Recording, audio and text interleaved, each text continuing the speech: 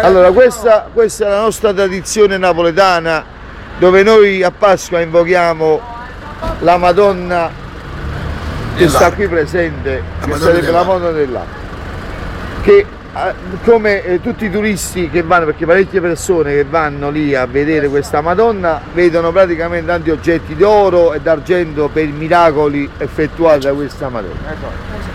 E noi praticamente non a scopo di lucro, ma tutto quello che cerchiamo di ricavare come soldi e roba varia, anche se gli altri lo fanno purtroppo, ma noi cerchiamo di portare a Maronna, giusto, parlando napoletanamente. Come vedete ci sta quel ragazzo. Perché tengono le spese, tutte le scuole tengono le spese. No, togliendo i soldi delle spese è normale.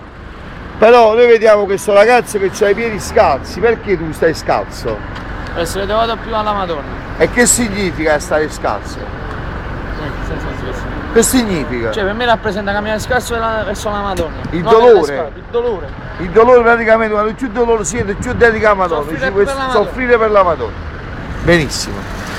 In tutto questo noi abbiamo una canzone o un'interpretazione che noi facciamo quando facciamo queste, come si suol dire, come si chiama, le funzioni, che sarebbero praticamente defluenti, esatto. Una parola vecchia. Una parola vecchia. Adesso noi, non lo so, chi di voi fa la canzone che dare diciamo quando dà la voce, sì.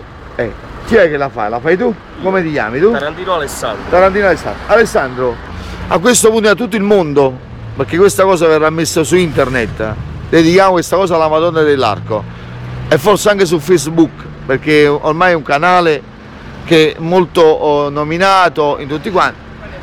Alessandro, vedete ci sono anche donne, tu per chi hai fatto questo voto? Per mio figlio. Perché? Che è successo? Il voto è segreto? Infatti. Va bene, non lo vogliamo sapere. Benissimo. Attenzione, ci sei? Sì. Vai quando vuoi. Tieto voda, la Maronna dell'Arco, sore tenete sciafeta, che la viscazia figlia cape casa, sore mamme l'arco, arabito balcone e finestra, che oggi non mi.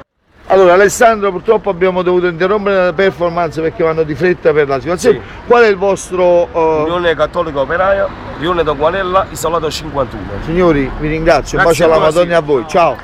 Ciao.